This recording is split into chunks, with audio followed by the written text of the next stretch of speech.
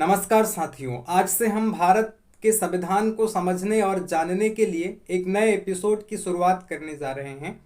इसके तहत आप भारत के संविधान को समझेंगे और साथ ही साथ भारत की जो संवैधानिक व्यवस्था है और भारत की जो संवैधानिक संस्थाएं हैं वो किस प्रकार से काम करते हैं, इसे भी आप समझेंगे। साथ ही साथ भारत की जो राजनीतिक व्यवस्था है, पॉलिटिकल स्ट्रक्चर, वो कैसे काम करती है और कैसे देश की विधायिकाएं, देश की न्यायपालिकाएं और देश की अन्य संस्थाएं काम करती हैं, इसको भी आप पूरी तरह से समझेंगे इस एपिसोड के तहत। क्योंकि भारत के सभी नागरिकों को देश का संविधान जो है जानना चाहिए, समझना चाहिए। इस वजह से मैं इस एपिसोड की शुरुआत कर रहा हूं ताकि जितने भी लोग आप मुझसे जुड़े हैं, जितने लोगों तक भी ये वीडियो पहुंचेगा, वो देख करके समझें कि भारत का संविधान किस प्रकार से बनाया गया है और किस प्रकार से काम कर रहा है और किस प्रकार से देश संविधान के तहत संचालित होता है।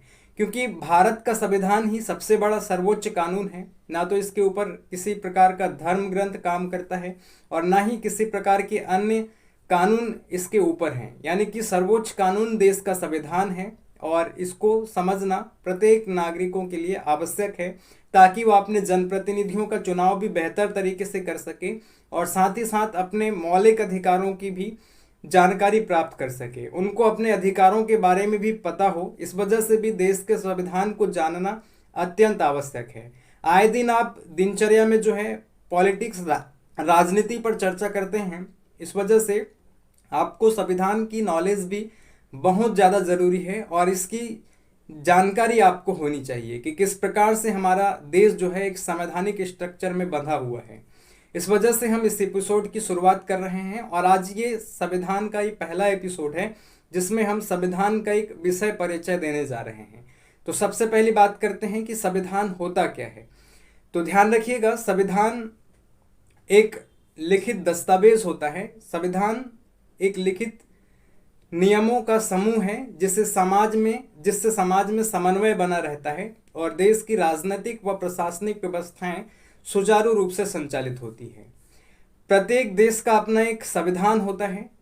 ध्यान रखिएगा, प्रत्येक लोकतांत्रिक देशों का अपना एक संविधान होता है। भारत लोकतांत्रिक देश है, विश्व का सबसे बड़ा लोकतांत्रिक देश है भारत, और भारत का भी अपना एक लिखित संविधान है।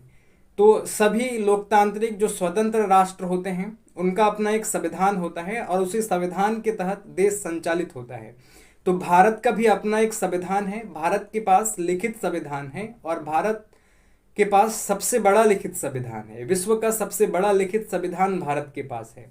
तो ध्यान रखिएगा, संविधान जो है लिखित भी हो सकता है और अलिखित भी हो सकता है। विश्व में आपको दो देश मिलेंगे, एक न्यूजीलैंड और एक ब्रिटेन।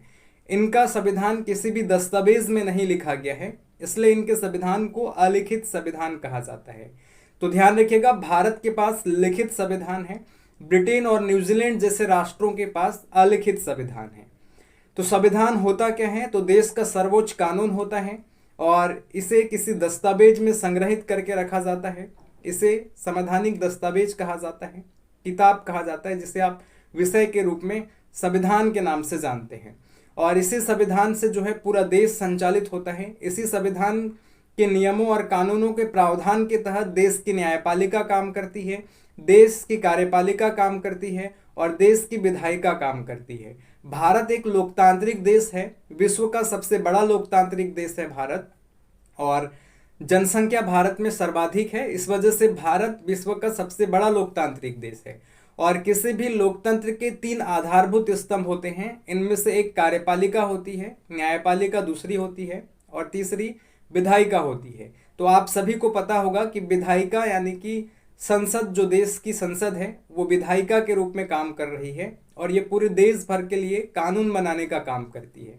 तो ये जो भी कानून बनाती है वो संविधान के प्रावधानों के तहत ही बनाती है। अनाप शनाप किसी भी ग्रंथ के अनुसार कानून नहीं बना सकती है, ना ही किसी धर्म ग्रंथ के अनुसार कानून बना सकती है। तो देश की विधायिका जो है, जो भी कानून बनाती है, वो इसी भारत के संविधान के तहत ही रह करके कानून बनाने का काम करती है। इसी प्रकार से ध्यान रखिएगा, इन कानूनों को लागू करने वाली जो कार्यपालिका है, जो हमारी सरकारें हैं, वे सरकारें भी संविधान के प्रावधानों के तहत ही काम करती हैं। और हमारे देश की जो न्यायपालिका है लोकतंत्र की 3 आधारभूत स्तंभ हैं, कार्यपालिका, विधायिका और न्यायपालिका। तो हमारे देश की न्यायपालिका भी इसी संविधान के प्रावधानों के तहत ही काम करती है। तो किस प्रकार से काम करती है, किस प्रकार से हमारे देश का संविधान है, इसको हम समझने जा रहे हैं। तो अभी आप ध्यान रखिएगा, भारत के पास एक लिखित संवैधानिक दस्तावेज है।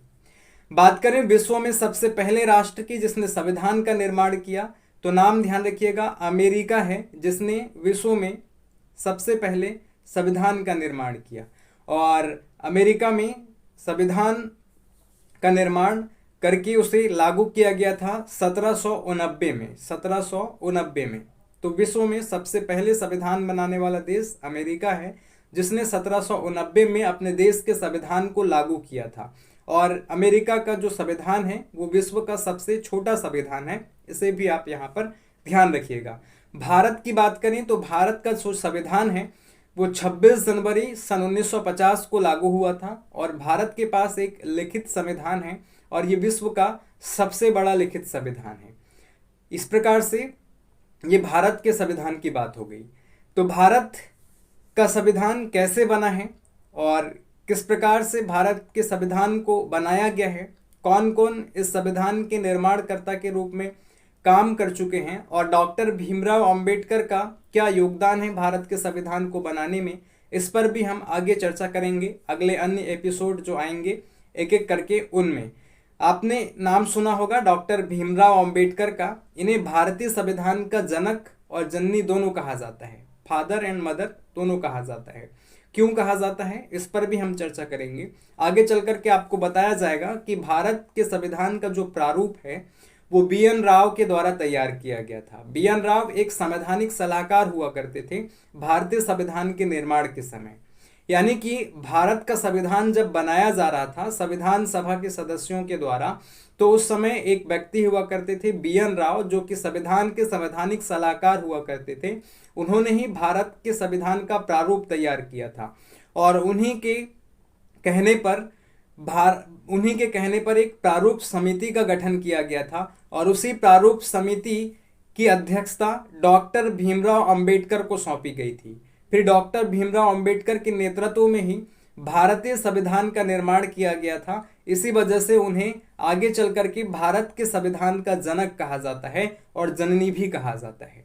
तो किस प्रकार से भारत का संविधान बना है, किस प्रकार से भारत का संविधान काम करता है, किस प्रकार से भारत के संविधान में मौलिक अधिकारों का प्रावधान रखा गया है, हमें कौन कौन से मौलिक अधिकार प्राप्त हैं। आपको ये भी पता होगा कि भारत का संविधान जब लागू किया गया तो उस समय भारत के संविधान में 7 मौलिक अधिकारों का उल्लेख था, लेकिन अब वर्तमान समय में केवल 6 मौलिक अधिकारों का ही उल्लेख है।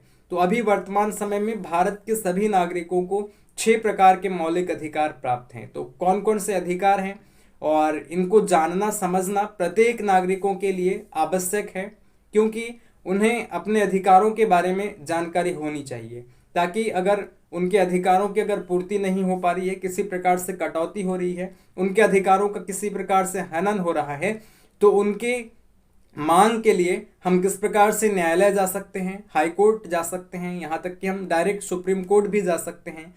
क्यों जा सकते हैं, कैसे जा सकते हैं, इन सब टॉपिक्स पर हम विस्तृत चर्चा करेंगे इस अपने एपिसोड में। ठीक है, तो ध्यान रखिएगा। फिर साथ ही साथ हमारे कर्तव्य क्या है, एक नागरिक होने के साथ साथ हमारे देश के लिए क्या कर्तव्य हैं, उस पर भी हम चर्चा करेंगे। फिर हमारी जो सरकारें हैं उनके लिए किस प्रकार से संविधान में नीति निर्देशक तत्वों का प्रावधान रखा गया है, इस पर भी हम चर्चा करेंगे। फिर भारत की जो विधायिका है किस प्रकार से काम करती है, इस पर भी हम चर्चा करेंगे।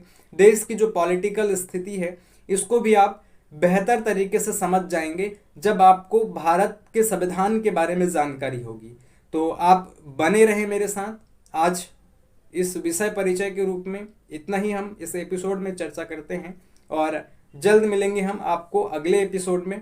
तो बने रहें, संविधान को जानेंगे मेरे साथ, समझेंगे मेरे साथ, देश की लोकतांत्रिक व्यवस्था को भी समझेंगे और देश की प्रशासनिक और राजनीतिक व्यवस्था को समझते हुए हम किस प्रकार से एक बेहतर नागरिक बन करके एक बेहतर राष्ट्र के निर्माण में योगदान दे सकते हैं, इसको भी आप बेहतर तरीके से समझ जाएंगे जब आपको संविधान का नॉलेज होगा। संविधान का नॉलेज होना सभी नागरिकों के लिए अत्यंत आवश्यक है। तो बने रहें आप, चैनल को सब्सक्राइब करें, दोस्तों के साथ शेयर करें। जय हिंद, धन्यवाद।